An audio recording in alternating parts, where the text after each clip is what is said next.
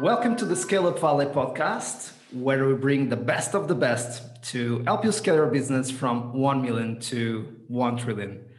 Today's guest is a very special one. His name is Mr. Ryan Foland, speaker, author, and ginger, and also Ryan, welcome to your own show. And thank you so much for recording 30 episodes of the time Scaleup Heroes that then was rebranded as Scaleup Valley Podcast. So welcome to your own show. It's really a pleasure to have you here. Ahoy. It's always good to be on my own show. You know, I miss you. It's been too long and you're too far away, but hey, I can't complain because we're here now talking and hanging out. Absolutely. I'm sure that the ones who have been following the 30 plus episodes that we have recorded with so many amazing guests and so incredible sticky notes and summaries and jokes, so much fun. I need to admit the episodes nowadays are not so funny as they used to be at that time. But for the ones who are listening this episode for the first time and are on this wave of the podcast, so who is Ryan Foland? Who am I? Well, it's a good question. You know, you talked about me being a speaker, and that's what I enjoy doing the most. You mentioned that I'm an author, and my book is called Ditch the Act. It's the art of being more human so that you are more relatable. And I'm a ginger. Yes, my freckles and my red beard and my fair skin. But I also like the double meaning of ginger because being ginger is positive and it's kind of being happy. And I really try to look for the bright spots. I try to bring my energy and I just think life is a little bit more fun that way. You know, I've been recognized for a lot of things from being a top branding person to being a top marketing person. I've given 4 TEDx talks. I speak all around the world. But at the end of the day, sort of what keeps me going is the simple fact that making things simple is not easy. But it is one of the most powerful things you can do, because if I will share with you one key thing, it's that the mind wants a simple solution. And I think that we tend to overcomplicate things. So my goal in life is to help people simplify their messaging, simplify their leadership, simplify the way that they show up. And once you can do that, the whole world opens up because you start talking less, which means people can ask more questions. And then there's conversation. And it's not just you filling the room with your voice. It's listening. It's understanding people so that you can help them to understand what they can do to best drive growth. That is quite an amazing introduction. And we might ask, what is Ryan Foland doing at the Scaleup Valley podcast, talking about scale up as an expert? And you just summarized what we need to do in order to scale up a business. And that's why you've been an amazing host of those 30 plus episodes, and you are an amazing guest as well. Now, so we always discuss 3 critical principles or ingredients to scale a business in the show. Number 1, radical focus, what you have been talking about. Number 2, world-class leadership. You also talked about that. And number 3, the execution operating system. You will talk about that later. And please wait, because your frameworks are really powerful. So let's start with radical focus. You already explained a little bit the importance of getting clearly to the message. So, and this is critical for a CEO and for a leadership team, for any leader across the organization. If we are not able to articulate, to explain the vision, to make people live that vision, they will not be able to engage the team and to engage the external stakeholders as well. At the same time, as we say, we tend to speak too much and nobody gets anything about what we do and what problem we solve. So, but you know much better about this. So how can leaders apply radical focus to be more successful with execution and with their teams and stakeholders? Try to keep things simple. And the deceiving part about the word simple is that sometimes people associate simple with easy, or simple with not as dynamic, or simple with not as exciting. But if you look at history, if you look at your own life, if you look at a number of examples out there, There's nothing more difficult than to boil things down to the most simple design, the most simple tagline, the most simple bio, the most simple 240 characters to get your ideas across. I think that what we do is, if we don't put as much thought into it, then we tend to go on, and we tend to become fragmented in our information distribution. And so from a leader perspective, to be radically focused, I believe starts with answering 3 fundamental questions. What is the problem that you solve? What is your solution? And who is your market? And I know that those are the most basic questions known to business kind, but I still am amazed at the difficulty that an executive or a leader in a company, all the way down to a frontline employee, I'm amazed at how difficult it is for them to answer that in a simple way. And by simple, I mean 1 sentence, not 1 word or just sort of sparse, like trying to be super brief, because if you're too short, there's not enough context. But I think that fundamentally, when you can articulate the problem that you solve, now you might be thinking, I solve a lot of problems. Sure, and most good companies solve multiple problems, but you have to start with 1.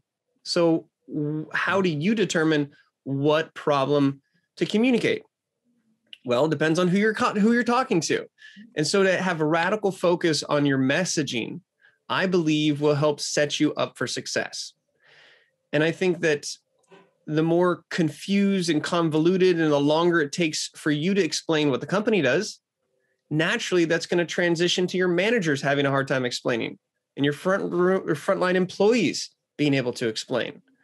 And if you don't have that core clear messaging, well, when your employees ask what they do, they're probably not going to say a compelling answer, or they'll just be like, don't worry about it. Let's talk about something else. So the best way to empower your team, the best way to empower your employees, the best way to empower yourself from a radical focus perspective is focus on that core messaging first. I think that what people tend to do is they skip over the hard stuff. It's a lot easier to come up with marketing plans. It's a lot easier to come up with sales distribution. It's a lot easier to come up with all these other things. But I believe a lot of companies do the right thing in the wrong order. And unless you are super solid and secure and radically focused on that pure singular message, then it's no doubt that there's going to be confusion among the ranks. And it's no doubt that your customers aren't fully going to get what you're doing. I think it just comes down to something that's simple, but that does not mean it's easy to get there. Absolutely. I love that quote, and I will repeat: do the right thing in the wrong order. That's a common. And if you think about it, there's a lot of things to do, and so sometimes we confuse productivity with activity. Mm-hmm. And so we can be busy all day long as an executive. We can have all kinds of things and putting out fires and doing this and giving a keynote and over here and leadership this, leadership that. But at the end of the day, what key level activities are driving the actual results? Yeah. At the 80-20 rule that we tend to forget, right? So what is that one thing that I need to do today, this week, this month, this quarter, that will move the needle forward? And that's all about the radical focus. Something that you said very well that we discuss a lot in Scaleups is really the first stage of the startup is the problem solution fit. Then it's getting to product market fit. After that, getting to go-to-market fit. But first, we start with problem-solution fit. And one of the most important concepts, that elevator pitch, starts with a core customer, right? So what is the geography? What is the industry? What is the size of customer? What are the personas within those customers that have that problem, that you have a solution to solve that huge problem, huge market, but a very specific persona.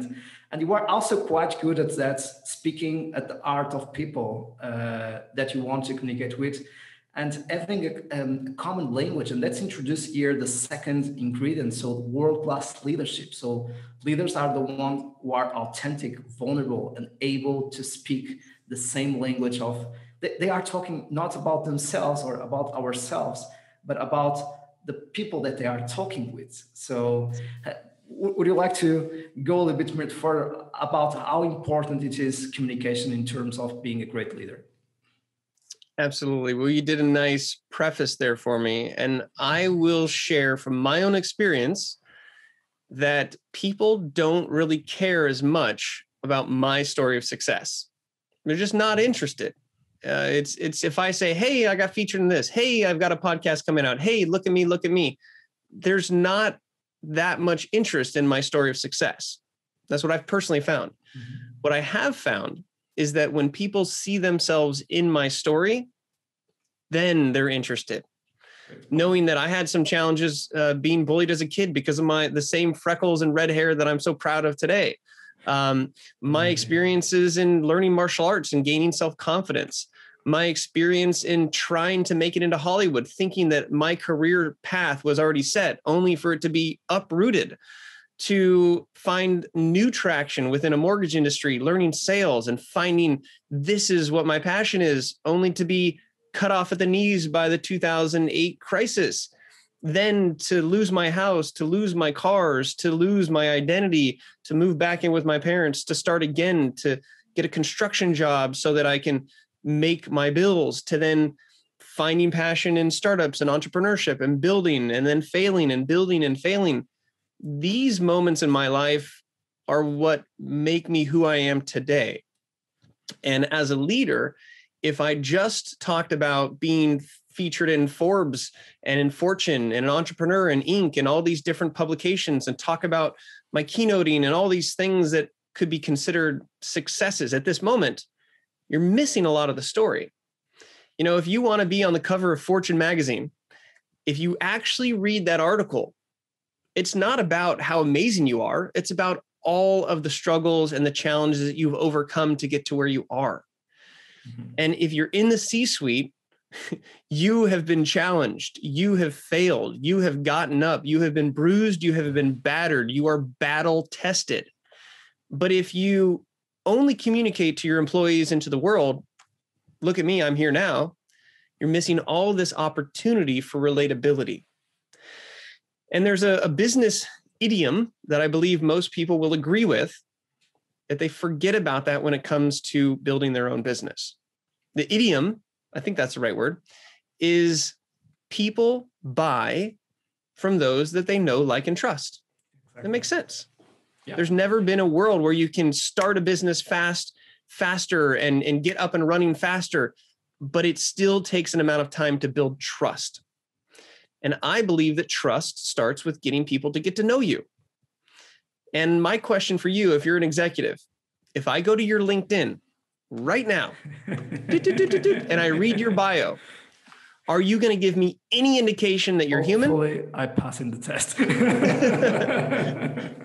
But honestly, if you look at most C-level or executive bios, it's, I'm a badass, and then I was a badass, and then I was more of a badass, and I'm a badass. Now, they don't technically say badass, but they talk in terms of success, growth, success. There's nothing wrong with that. I would just encourage people, if you really want to be a true leader who people can relate to more, share how you got to those successes. And that's what my book, Ditch the Act, is all about. It's when you own your failures, your mishaps, the things that have gone wrong, those are each really unique opportunities for your employees and investors even to see that you are battle tested, that you've been there before. Yeah. Now, Mike, a question for you, and everyone else who's listening can chirp in their answer as well. Do you think people hire you? Do you think people hire executives? Do you think people invest in entrepreneurs?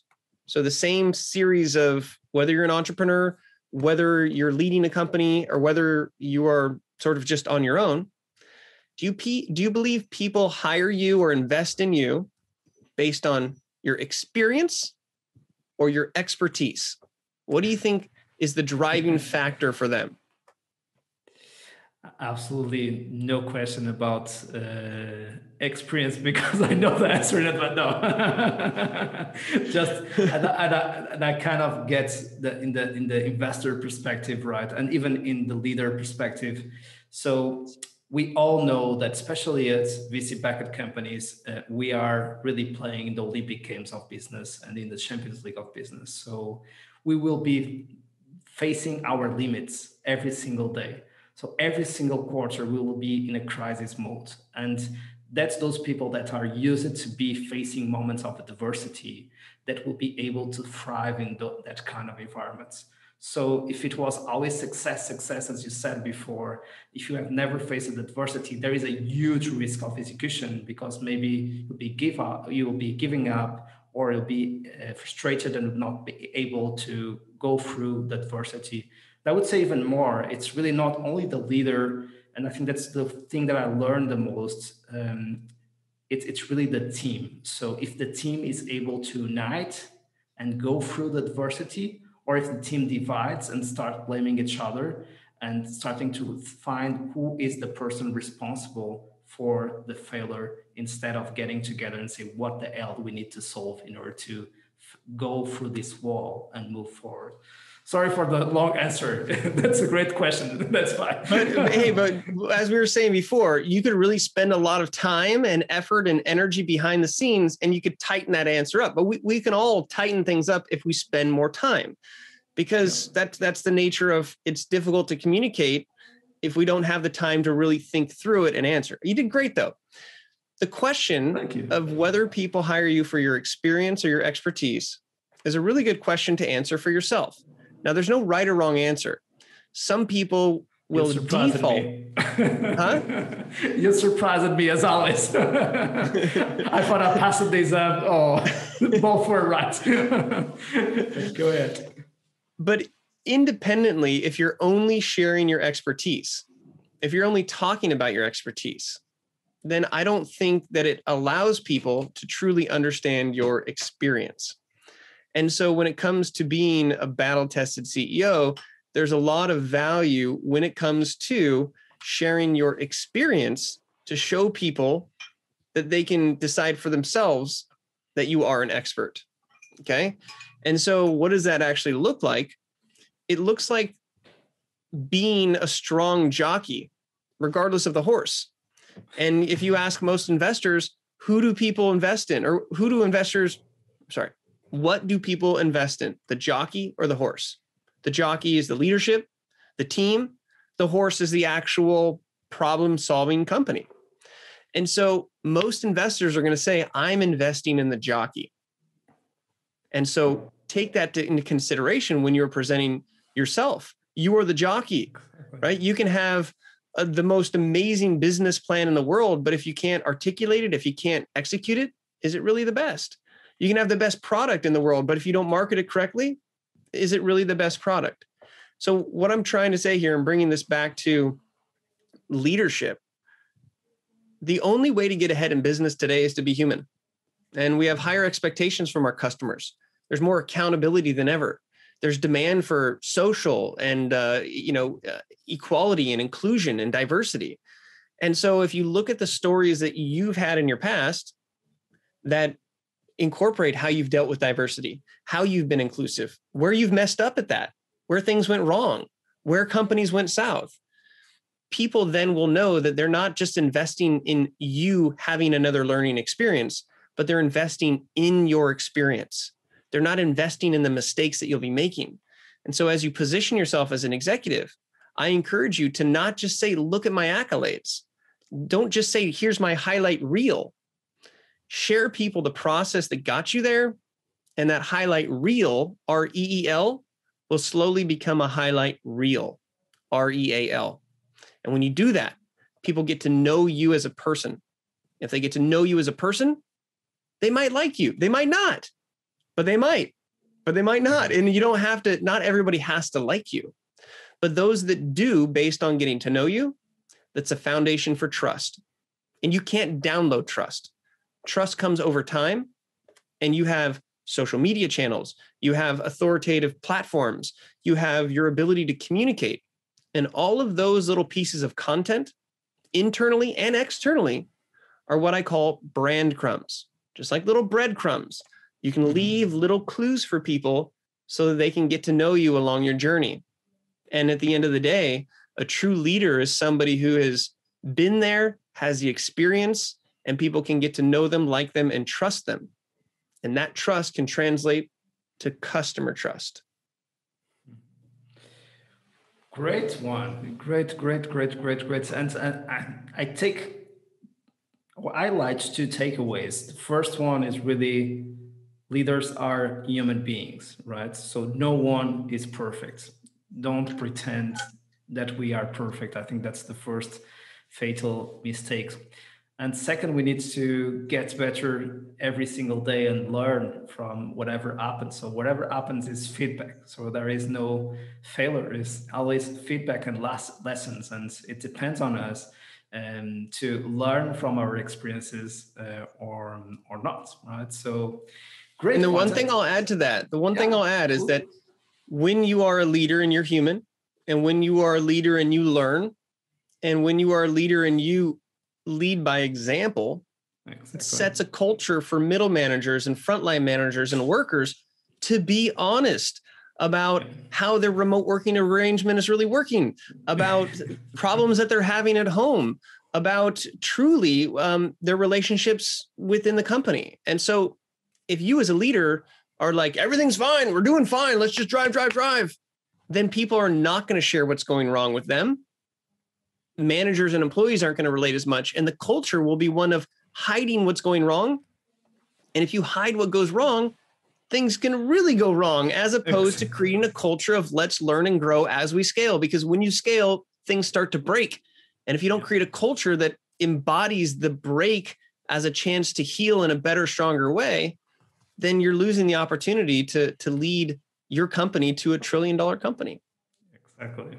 And that's another great point there of what is said, which is if you try, and it's related with our number one topic on radical focus, if you try to praise everyone, you will be ending being average or mediocre, right? So it's normal that if you are focused on really delighting a niche, of being world class at a niche, and kind of the riches are in the niches, and it's normal that you'll piss you off maybe the majority of the market, but you will delight.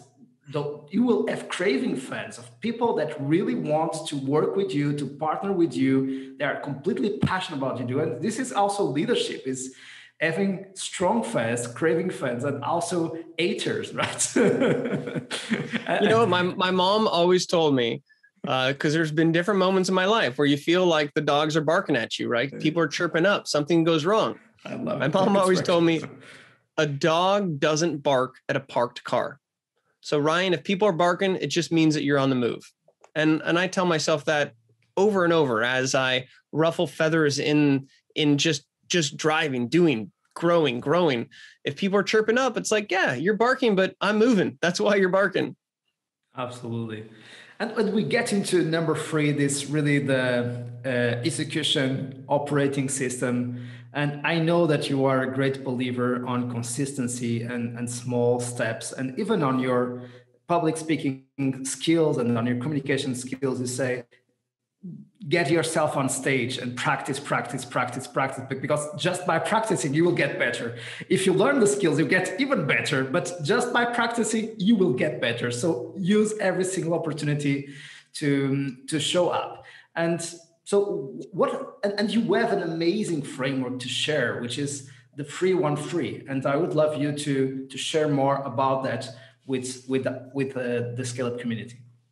Absolutely. And I think that my belief and my experience, as you mentioned, with public speaking, and just about all of the things that I'm actually good at, if I look back, it's because I've been doing them over and over for a long period of time. So if you want to get better at being a speaker, speak more. If you want to get better at being a writer, write more. If you want to get better at being a sailor, sail more. And that analogy continues. It's if you want to get better at blank. You are a great sailor. Sorry to interrupt. No, that's fine. If you want to become a better podcaster, podcast more. And so how does that apply to leadership? How does that apply to what we've talked about so far? Well, if we want to have focus, radical focus, and we want to really tap into our innate leadership skills that scale, then the system that you can create for that is a framework to help establish core messaging, which then drives everything. That's the first part, right? And so the 3-1-3 method stands for what it delivers. 3, 1, and 3.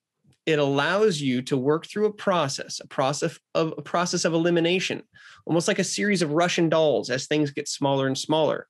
Mm-hmm. But instead of a Russian doll, it's your messaging. So the end result is that after going through this framework, you can explain what you do in 3 sentences, in 1 sentence, and ultimately 3 words. It's like a tuning fork for your messaging. It's a process to go through. The whole framework is built on the 3 most important questions I already shared with you. What is the problem you're solving? Can you say it in 1 sentence without any mention of what you do? Can you explain the solution so that your solution matches the problem that you solve? And can you explain who your target market is? The same people that have the problem and whose solution will actually solve it, whether they can afford it or whether they see that it solves that problem. And then when you can go through that exercise, and I have a whole podcast dedicated to this process. It's called the 3-1-3 challenge. You can go to ryan.online/313 challenge. You can search on any podcast platform, Ryan Foland 313, any combination thereof. And the idea is that when really you recommend it, super good. It's fun to see people in the hot seat, and these are people who are successful at their business. But when you see them struggle with this core messaging, and you see the insights that come with making decisions in order to what to say and the words you choose not to use, all of a sudden you just see these light bulbs go off and things start to make more sense. So the process is, how do you explain the problem in 1 sentence, your solution in 1 sentence, and your market in 1 sentence? That's the first part. Now you have 3 core sentences which act as a compass course for your messaging, for your branding, for your sales kickoffs. Everything comes back to, don't forget, this is the problem that we're solving. Here's our solution. Here's who we're targeting. The 1 is 1 sentence. And if done correctly, you can take the 3 sentences and combine them into 1. I solve this problem for these people, and here's how I do it. Or this is what I do to solve this problem for these people. There's 6 different varieties that you can have with those 3 elements. And the final part is using metaphor or analogy to use a different part of the brain to help people piece together what you're doing based on things they already know. And when you use information that people already know, it helps them make sense of your product, which may be new, which may be hard to describe. But when you say, well, it's kind of like this meets this, or it's kind of like this company and this company, if they had a baby, that's what this is. And it uses a different part of the brain. So using this process helps to create clarity. It also helps to unlock something that I call permission-based pitching. And permission-based pitching is something which allows you to get people interested in your idea, product, service, without actually telling them what it is. It's fantastic for sales. It's fantastic for investors. It's fantastic because it's the same information. It's just changed order. Typically, if I ask you, what do you do? You're going to tell me about your product or your service. Yeah. That's it. But imagine if you asked me what I did and I said, well, we do a lot of things, but what's most important is the problem that we're solving. You've completely changed the conversation. And they will ask you, so, well, what is the problem? And if you can tell them the problem that you're solving without any mention of what you do, they're going to start to think about it. I wonder how you would go about solving that problem. Exactly. Then their next inclination, since they're prepped, they already know what the problem is. When you tell them the solution, with each word that comes out of your mouth, it makes more of a picture in their brain. And then they go, I got it. I totally see what you're doing now. What you're doing solves that problem that you just communicated. And that problem's a real problem. So I can see how this could possibly work. as opposed to, what do you do? Here's my widget. Oh, I don't get it. And so the concept is down to those three core principles: the problem, the solution, and the market. I mean, this is business 101, but I think we tend to skip past it because it's so difficult to plant that flag on your core messaging. Absolutely. And resist, especially, and you also say this a lot, entrepreneurs are super passionate about what they do. So when you give them the words, they will not shut up. And especially if you ask a little bit more of questions, they will keep going on and on and on. And they will stay for 3 or 5 or 24 hours speaking about the business, right? If they have someone to listen. That's a reality. Entrepreneurs talk too much, but there's a solution for it. Exactly. The solution. That's the problem. The solution is? The solution is to tell people what you do instead of how you do it. Exactly. People will say, what do you do? What's your company? Tell me about your product. We default to explaining how it works. Oh, it's this, and here it works like this, and over here, and we're going to use AI, and we're going to do all this stuff. But I didn't ask you how it worked. I just asked you what it is. And so when somebody asks you what your company is, tell them in one sentence, this is what it is, and then stop talking. And if they're interested at all, I guarantee the next question will be, how does that work? So glad that you asked. Now, before I ramble on and tell you how it works, tell me what you know about AI. Oh, well, I'm experienced about this or this, or I have no idea. Okay, well, if you have no idea, let me start from step 1. And then you can explain. So again, giving people what they want when they give you permission to want to hear it. It's part of this permission-based pitching. And it's something that I think can start at the top and it can travel all the way down to the frontline employee. Imagine the employee who answers the phone. Okay. What do you do? I answer the phone. That's not very exciting. People won't say that, right? What do you do? Well, it's not really what I do. It's the problem that I solve. Interesting. What's that? Well, the problem is if we don't get back to our customers within a relative amount of time, we could possibly lose them. I solve that problem. So much more exciting than just a receptionist who's picking up the phone. I think we all solve problems. The company solves a problem. And then to solve that problem, all of the different components and people solve other problems that are one big solution. So when you empower your employees to describe their job duties, not in terms of what they're doing, but in the terms of the problems that they're solving, it's easier for them to understand why they are doing what they're doing, why they are asked to do certain things. And it's not just fulfilling a task anymore. It becomes part of a larger mission to solve a problem that the company is on a mission to solve. And that is how you scale. That is how you scale mentalities. That is how you scale culture. That's how everyone is on the same page as some of your biggest problems are filling seats because you're growing so fast. Mm-hmm. And we are coming to the end of the show, and I feel that we'll be spending 24 hours together with a lot of great value to add to our community. And what questions should I have asked you that I didn't ask? What question should you have asked me that you didn't ask? I would say one of the most underutilized questions when it comes to, let's say, an opportunity when you get to meet somebody, it's what is the one thing that you could use the most help with right now? That's a magical question that takes it from being about you or your show or your guest to what's something that we could do to help you out? What is the one thing that you need help with right now? And I find that it's a question that people generally aren't prepared for. And so the reason I bring this up is that you should be prepared for that. What do you need the most help with right now?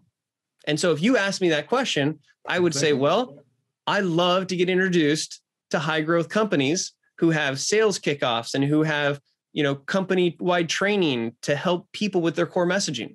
That's easy. That's the only thing I need. I just need to get in touch with those people who this type of messaging and this type of communication workshop could resonate and solve the problem that they have. So that's what I would have you I love ask, it. and that's my answer. Amazing. So you did the whole show, and we go to the last question of the show, which would be if you'd have the opportunity to have a coffee with your younger Ryan at the beginning of your career, what advice would you offer to your younger self? Well, here I am with my coffee. Here I am with my younger self. Because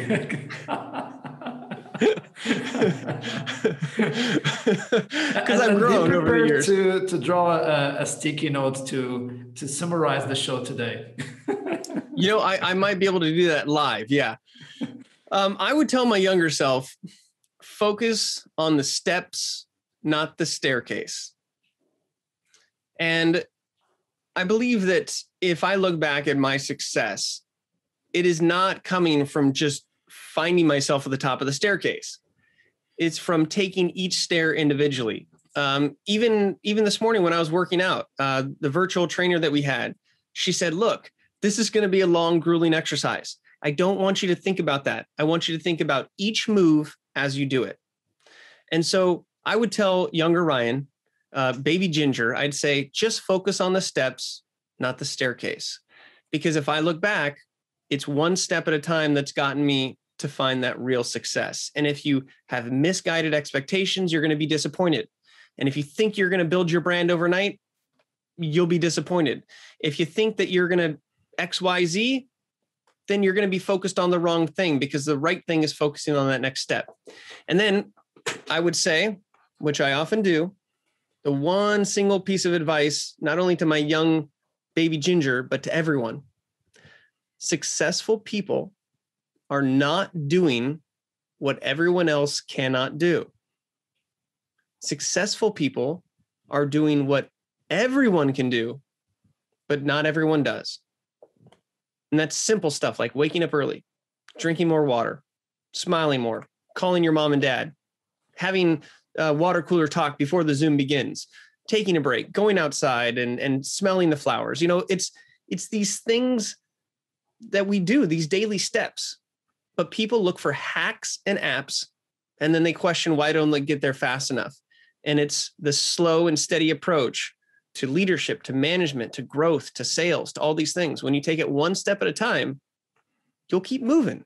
You'll get to the top eventually. And then you'll discover a whole new staircase when you get there. Mr. Ryan Foland, thank you so much for making the time and joining us today. And before we go, I would like to invite you to close the show, because you will always be a host of the show. So your take, you close today. Well, in closing, if you focus on the number 3, that's key, because there's a reason why there were 3 blind mice. There's a reason why there were 3 bears. There's a reason why there's 3 kings. It's because keeping things simple is powerful. When it comes to radical focus, focus on the messaging first. Everything comes after that. When it comes to the second pillar, which we talked about, when it comes to leadership, focus on being a human leader. Focus on being the jockey. Don't get so caught up in the horse and the prestige and all the accolades and the bells and whistles. Let people see themselves in your story. They'll be more willing to relate to you and thus follow your lead. And then when it comes to a framework or a structured system that can grow, I challenge you to just start with answering the following 3 questions with 1-sentence answers each. What is the problem that you solve? What is your solution? And who is your target market? When you can answer those 3 questions, it will help you to radically focus on being your best self, flaws and all. Because at the end of the day, if you really want to scale your business, you have to understand that people will buy from those who they know, like, and trust. Here's your host, speaker, author, and ginger, Ryan Foland. Keep scaling.